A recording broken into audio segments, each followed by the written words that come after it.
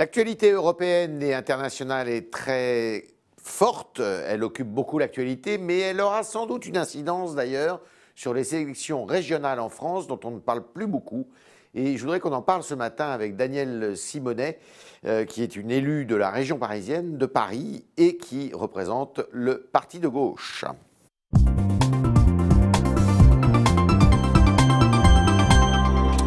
Elle est le secrétaire national du parti de gauche. Bonjour Danielle Simonet. Bonjour. Alors on a l'impression qu'à gauche, plus rien ne va.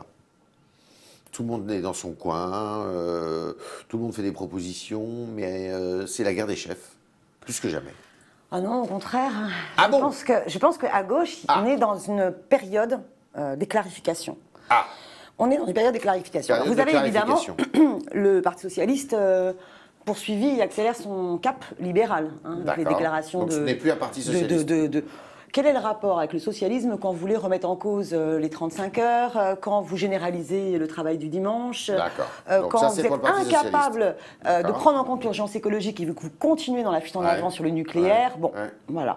Et que sur les questions démocratiques, eh bien, vous continuez à user de toutes les vieilles ficelles de la Ve République et ses rouages antidémocratiques. Bon.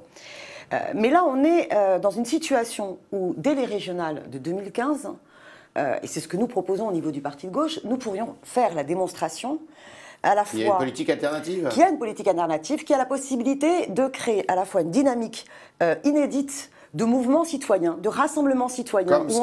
Comme ce qui s'est fait en Grèce. Comme en réfléchissant vraiment à l'exemple des convergences citoyennes à Barcelone. En Espagne, voilà, permettre aux citoyens de participer à l'élaboration du programme, vous savez qu'ils sont en recul, à la constitution des listes. En Espagne. Certes, mais n'empêche qu'ils sont beaucoup moins recrues que le souhaiterait Merkel. Mais en même temps, rassembler toutes les forces qui sont opposées à la politique gouvernementale de gauche et écologiste. Ça veut dire rassembler les écologistes, le parti de gauche, le front de gauche, toutes les associations qui sont autour de vous, les frondeurs, ça fait beaucoup quand même. Et on a l'impression, c'est l'impression que ça va donner quand Jean-Luc Mélenchon a reçu Yanis Varoufakis il y a 15 jours, qu'il n'est pas dans son assiette, Jean-Luc Mélenchon. On a l'impression qu'il tire la tête, en fait. Ah non, nous sommes au contraire à l'initiative. Ah bon ?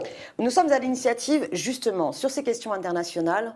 La proposition que nous faisons d'un sommet internationaliste du plan B est essentielle. Pourquoi ? Parce ça consiste en quoi, ce plan B ?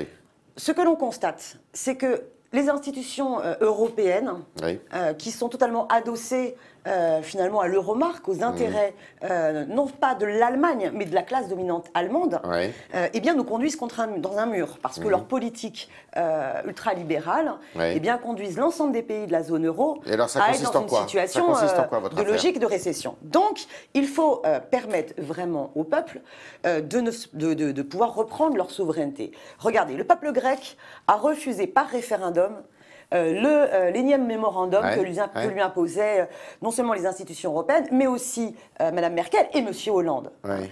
Or, nous avons assisté à un coup d'État financier de la part de Merkel et Hollande qui ont remis en cause... Alors attendez, là on s'éloigne, je voudrais qu'on revienne sur la politique française. Un plan international du plan B, c'est de se dire, eh bien, il faut faire respecter la souveraineté des peuples qui refusent ces politiques d'austérité, et donc il faut assumer de construire... Ils n'ont pas voté pour vous, le peuple aussi. Il faut assumer de construire avec les gauches européennes une alternative et de dire, voilà, si entre l'Euromark et la souveraineté européenne, la souveraineté des peuples, il faut choisir, nous préférons l'indépendance des peuples. Commençons par le début. Vous voulez vous allier tous ensemble au niveau européen, mais on prend les régionales, on prend l'Île-de-France, et bien je suis désolé, vous n'êtes pas unis. Il y a un candidat pour le Parti communiste qui est M. Pierre Laurent. Il y a un candidat pour le Parti de gauche qui est M. Éric Coquerel. Il y a un candidat pour les écologistes qui s'appelle Emmanuel Cos. Commencez par le début. Unissez-vous. Alors, ce que nous proposons, c'est qu'il y ait justement une convergence. Donc, une convergence des démarches. Donc, lundi soir, par exemple, nous avons au gymnase Japy une soirée importante où on propose à tous les citoyens et les citoyennes d'y participer pour justement réfléchir et coélaborer le programme. Qui y aura la stratégie et également la méthode et aussi une charte éthique. Est-ce qu'il y aura Emmanuel Cos à cette réunion? Alors nous avons invité des représentants d'Europe Écologie Les Verts et nous continuons. Pierre Laurent bien sûr, et nous continuons, bien sûr. sûr. Et nous continuons à dire, par exemple, Éric Coquerel continue à dire que pour lui, ce qui est important, c'est de faire en sorte qu'il y ait une dynamique commune qui réponde aux aspirations des Franciliens. Mais on a compris, mais ça marche pas. Vous ne l'avez pas, cette dynamique commune. Eh bien, le pari et l'enjeu est extrêmement important parce qu'on sait pertinemment qu'une liste, je n'en doute pas, mais ça ne marche pas. Basée sur un vrai respect et une dynamique citoyenne, ça permettrait de faire des scores à 2 chiffres et d'être en tête de la gauche. Donc, vous êtes prêt au rassemblement, mais il semblerait que ça ne marche pas, puisque ça... Vous avez décrété que ça ne marchait pas. Mais non, mais écoutez, on le voit bien. Vous avez chacun votre candidat. On continue cette bataille. Alors, est-ce qu'au deuxième tour des élections régionales, si vous n'êtes pas en situation de vous maintenir, est-ce que vous appelez à voter pour le Parti socialiste, néanmoins? Écoutez, avant un deuxième tour, il y a d'abord un premier tour. Mais je vous parle du deuxième. Avant un deuxième tour, il y a un premier tour. Et moi, je vous fais le pari que si nous sommes en capacité, non seulement d'innover dans une dynamique citoyenne, et en même temps d'être capable de montrer l'unité d'une opposition de gauche et écologiste, eh bien, on est capable d'être en tête de la gauche. Parce que les politiques libérales du PS, les gens n'en veulent plus. Devant M. Barthelone en Ile-de-France. C'est tout à fait possible. Dans les autres régions. Dans les départementales, alors qu'il n'y avait aucune visibilité nationale, eh bien, les endroits où vous aviez une cohérence sur une zone géographique, dans des listes de rassemblement de toutes les forces alternatives avec une implication citoyenne, on faisait des scores supérieurs à 20%. Bon. Donc maintenant, par contre, il faut donner une visibilité nationale à tout cela. On propose un label commun à tout cela. On a quand même du mal à vous suivre. Vous appelez au rassemblement, M. Mélenchon, un jour, il tape sur Madame Duflot. Le lendemain, il la caresse dans le dos. Pareil pour Pierre Laurent. Pierre Laurent, vous avez quand même beaucoup de divergences et vous n'arrivez pas à avoir un discours commun. Parce que nous proposons que ce soit un rassemblement et pas un alignement derrière une force. Non pas pour nous, et Pierre mais Laurent, parce que il dit la même chose que vous, les électeurs n'ont pas à choisir de sponsoriser un parti. Les électeurs doivent se sentir rassemblés et représentés dans leur globalité à travers une force où c'est une addition bien plus importante qu'une soustraction. Donc il faut être en capacité d'avoir justement une lisibilité commune. Vous êtes dans la contestation, c'est évident, du gouvernement, de la politique du gouvernement, de la politique européenne. Madame Le Pen fait comme vous, et pourtant, elle est loin devant dans les sondages.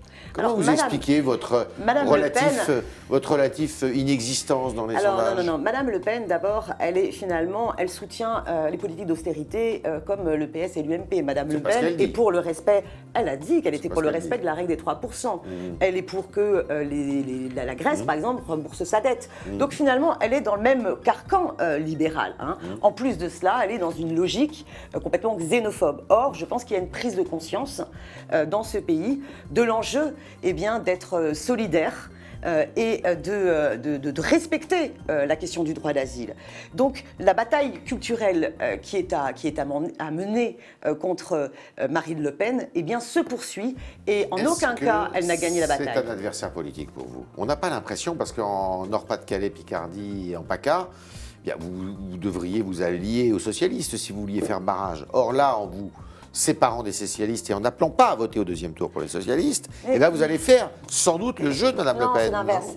Les socialistes désespèrent le peuple de la gauche par leur politique totalement libérale. Oui. Et donc, au contraire, c'est une indépendance et montrer qu'on est en capacité, avec une dynamique citoyenne, de construire une alternative majoritaire, qu'on pourra reconquérir la confiance du peuple en lui-même dans sa capacité à changer le cours de l'histoire. Parce que par contre, là, vous avez raison, c'est qu'en définitive, ça se jouera en France comme ailleurs en Europe, entre l'extrême droite et nous. Ah, ça se jouera entre vous. Alors pourquoi vous ne faites pas alliance, comme le demandait récemment M. Dupont-Aignan, avec M. Dupont-Aignan, M. Chevènement, toutes les forces justement qui sont hostiles? Rien en commun. Rien en commun. On n'a rien en commun. D'abord, on n'a rien en commun avec la conception xénophobe et raciste de la nation que peut avoir le Front National. Et puis surtout, M. Sapir demande aussi cette alliance. La question de la politique alternative à mener au niveau européen à travers notre proposition de sommet internationaliste du plan B, c'est pour résister aux politiques d'austérité. C'est pas pour se soumettre aux mêmes directives libérales européennes de la règle des 3% de déficit public, de soumission à la puissance financière et aux banques. C'est au contraire de faire un projet alternatif. Qu'est-ce que vous attendez avant votre réunion du gymnase Japy de la conférence de presse de François Hollande lundi? Alors, hélas, à cette époque-là, on n'a plus grand-chose à attendre de François Hollande. Ouais. Hein. Je pense que ce qu'il faut, par contre, c'est que vraiment les citoyens et les citoyennes reprennent confiance en eux-mêmes et en leur capacité de pouvoir se mobiliser et résister. Voilà. Nous ne pouvons pas accepter les mensonges de la ministre de l'Éducation sur les créations de postes, alors qu'on sait pertinemment qu'ils ne sont pas au rendez-vous. Nous ne pouvons pas accepter l'enfumage des éleveurs, alors que leur proposition ne répondra absolument pas à la crise, alors qu'il faut stopper, au contraire, cette agriculture intensive et cette course à la baisse du coût de travail et aux fermes-usines. Il faut sur tous les terrains, sur la question du droit du travail, arrêter cette course de vitesse vers la généralisation du travail du dimanche. Donc il faut résister et reprendre confiance en nous-mêmes sur le fait qu'il y a une autre politique possible. Aujourd'hui, bien sûr. Alors, c'était le talk Le Figaro de Daniel Simonet qui nous a dit que le PS était un adversaire. Elle vient de le dire. Ce gouvernement, ce parti socialiste qui est aujourd'hui un parti libéral, eh bien, il faut trouver une alternative à cela. Ils cherchent le rassemblement européen avec toutes les forces citoyennes qui sont hostiles à cette Europe de l'austérité, mais aussi en France, avec la possibilité d'avoir un nouveau visage de la gauche qui ne soit pas celui libéral, nous dit Daniel Simonet du Parti socialiste. Merci, au revoir. Merci.